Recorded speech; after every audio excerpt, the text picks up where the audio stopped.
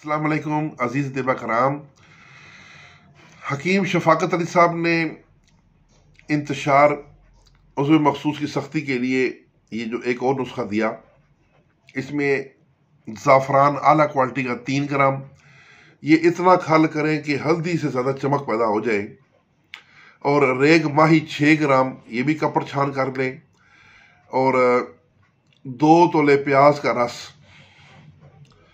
ये दोनों अद्विया के अंदर प्याज का रस डाल के उनको खूब खल करें। और इतना खल करें कि जब वो खुश्की माइल हो जाए, यानी गोली बनने के लायक हो, तो उसकी काबली चने के बराबर गोली बना लें, यानी छोटे चने के बराबर गोली बना लें।